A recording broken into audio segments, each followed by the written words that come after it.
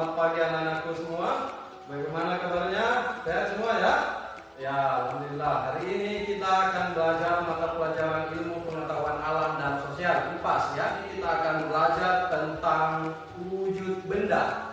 Jadi, pembelajaran kita kali ini tujuan pembelajarannya kita akan mengenal ciri-ciri wujud benda. Jadi, pertama kita akan mengenal apa itu wujud benda.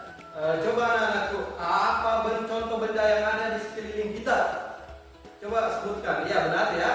Pak Yusril akan menunjuk. Pertama ada buku, ada laptop, ada air, ada api, dan contoh yang lain yang ada di sekeliling kita ya. Jadi wujud benda adalah kenampakan segala sesuatu yang ada di sekitar kita atau yang ada di alam ini yang mana dia memiliki massa dan volume. Itu adalah wujud benda. Kita sudah belajar sedikit menyinggung tentang wujud benda, ada 3. Yang pertama benda padat, yang kedua benda cair, yang ketiga benda gas. Jadi ada 3 ya, ada 3 wujud benda di alam ini. Yang pertama, ciri benda padat adalah wujud penyusunnya sangat rapat. Pertama, ciri benda padat, wujud penyusunnya sangat rapat. Yang kedua, bentuk dan volume benda padat tidak mengikuti wadah. Contohnya tadi, buku. Misalnya buku dimasukkan ke dalam baskom, maka bentuknya tetap berbentuk buku dan buku tidak mengisi satu baskom itu ya.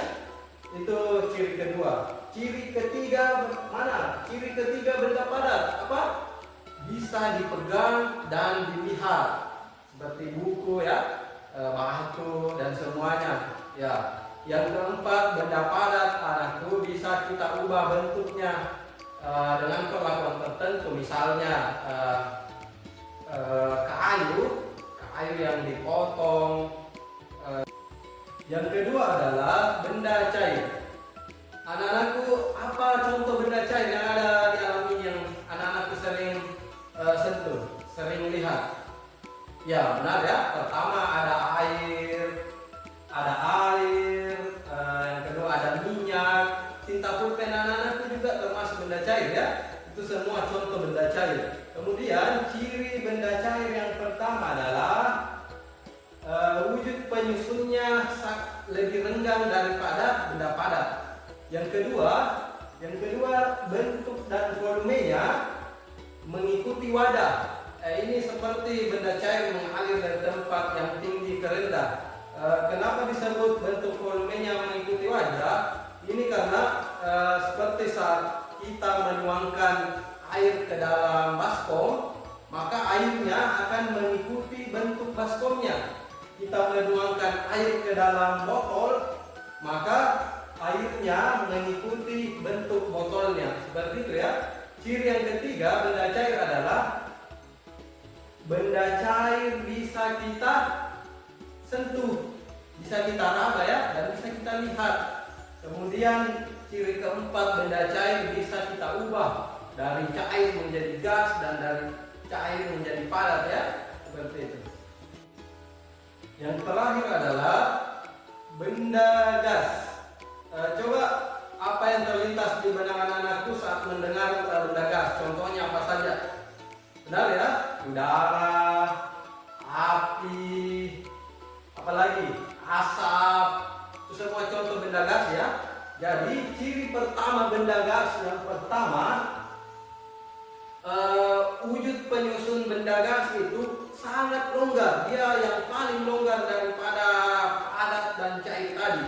Yang kedua, benda gas bentuk dan volumenya itu sangat cepat berubah dan dia mengisi satu ruangan. Jadi contohnya adalah saat kita seperti di ruangan ini, di kelas ini, di dalam ini ada udara dan udara ini mengisi satu ruangan ini. Sama seperti botol ini ya, botol yang kosong ini. Jangan dikira isinya kosong ya, ada di dalamnya udara, dan udara yang di dalam botol ini itu mengisi satu botol itu. Inilah yang dimaksud bentuk volume dari gas itu, dia berubah mengisi ruangan. Yang ketiga, kita lihat ciri yang ketiga mana? Oke, ciri yang ketiga dari benda gas adalah bisa kita rasakan, dan beberapa gas tertentu bisa kita lihat ya, seperti api, asap, itu bisa kita lihat. Kalau udara yang seperti ini, yang bersih ini kita cukup merasakan ya, oh ada udara, tetapi kita tidak bisa melihatnya ya. Yang ketiga, yang keempat ya, yang keempat ciri dari benda gas adalah dia bisa juga diubah menjadi padat, menjadi cair ya, seperti itu. Alhamdulillah, kita sudah sampai di penghujung pembelajaran. Hari ini kita telah belajar mengenal ciri-ciri wujud benda. Semangat belajarnya ya. Selamat